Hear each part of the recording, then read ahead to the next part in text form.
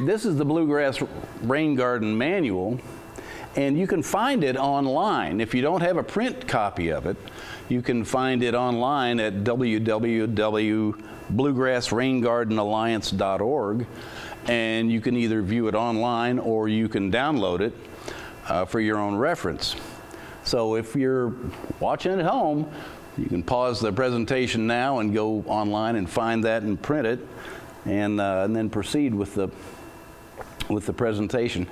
Different from another stormwater best management practice, rain barrels, which allow you to reuse a part of the stormwater runoff from your roof.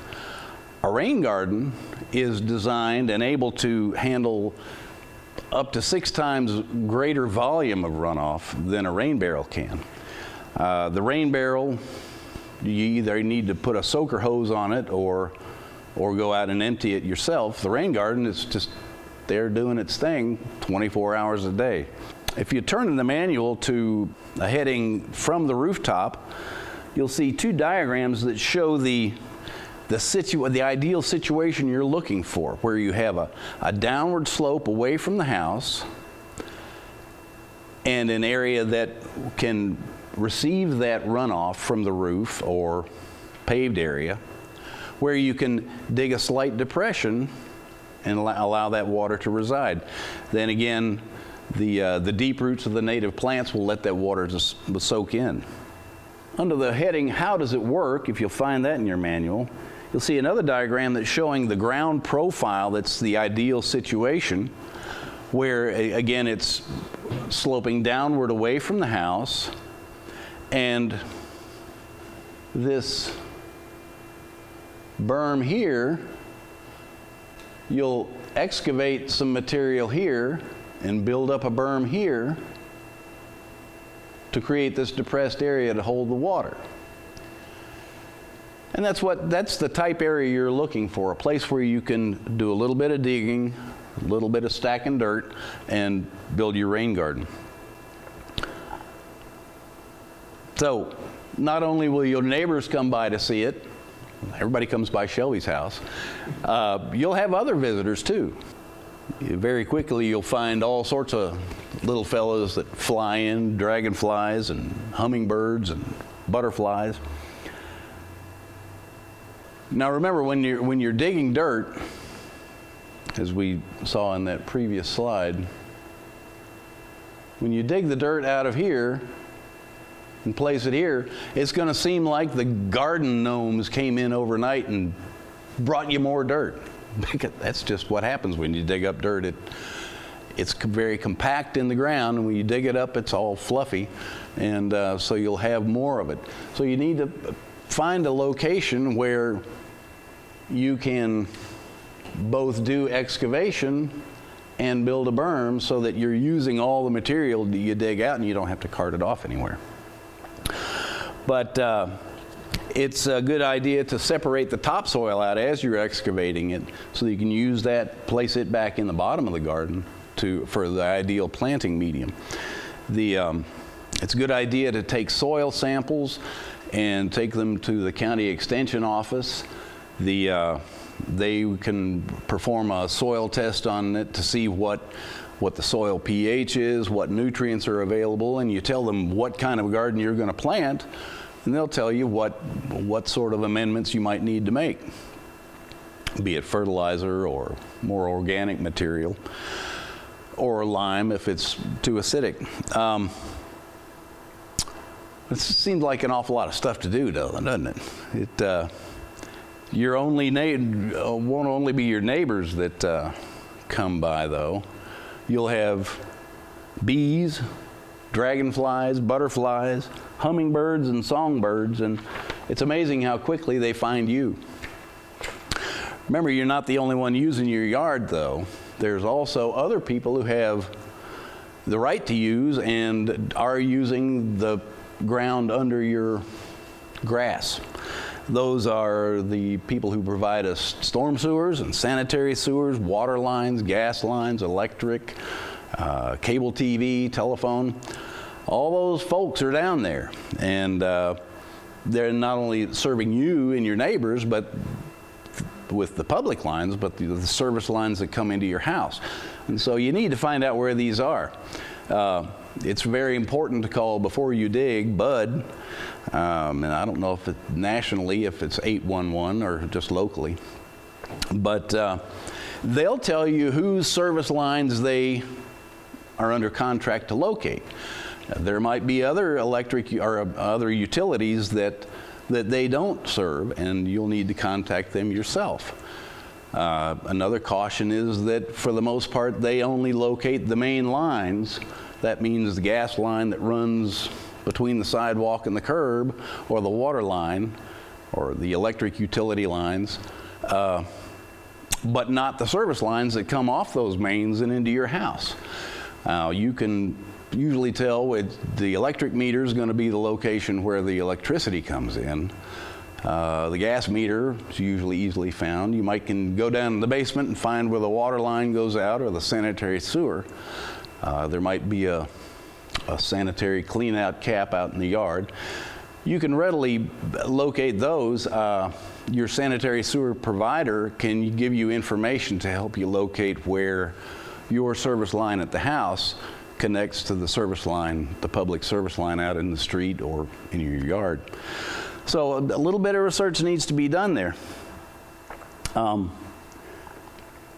There's another piece of research that is a good idea to do, and you can do that at the Property Valuation Administration and the courthouse, the county clerk's office, to get the record documents, be it a subdivision plat or deed, that tells who has a right to use your land. It's not only you, it's whoever has an easement across it.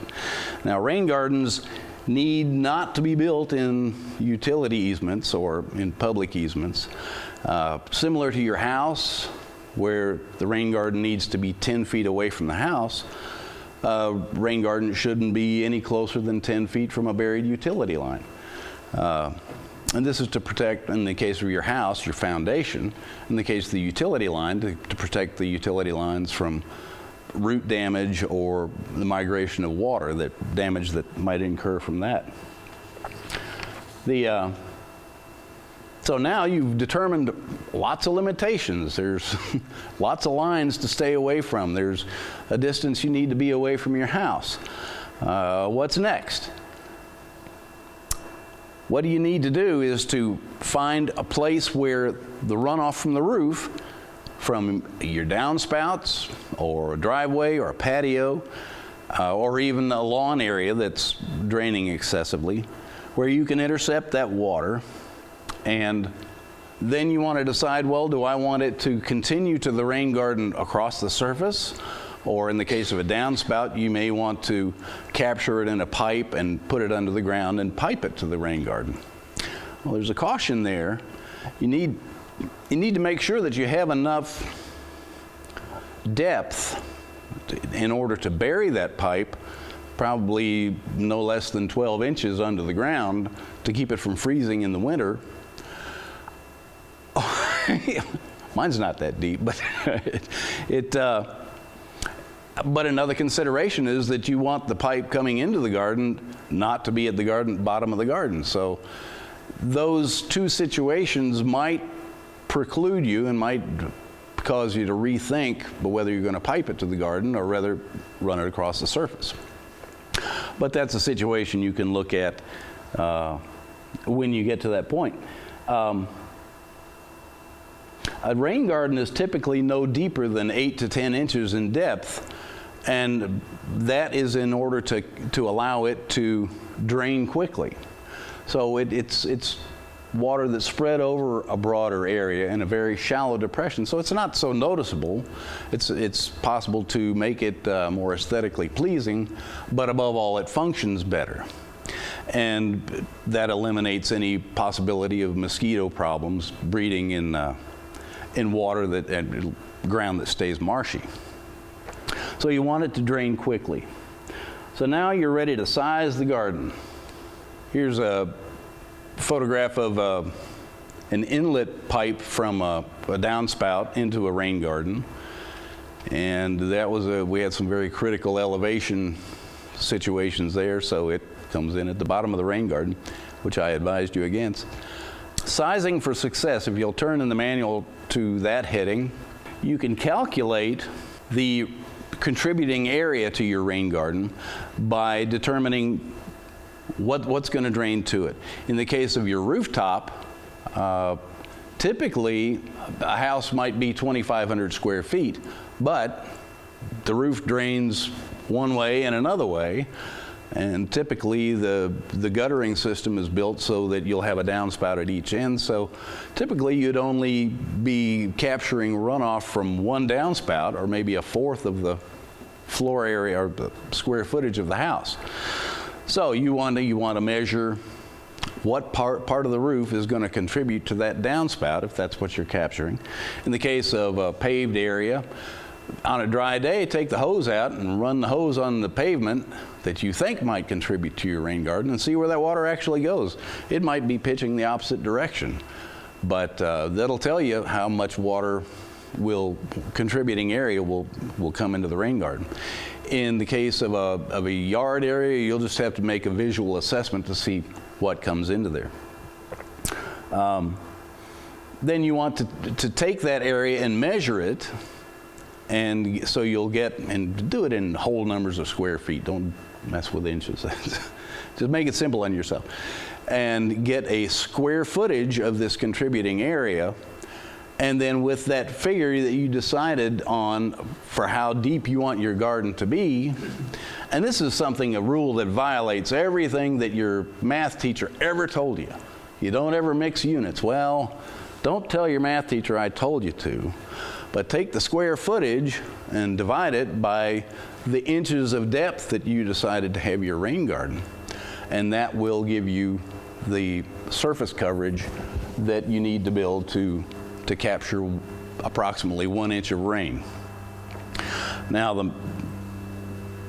the magic of a 1 inch of rain is that about 90% of the rainfall in any one area in the country where we like to live is going to be less than a 1 inch rainfall. So you're capturing rain from 90% of the rainfall events.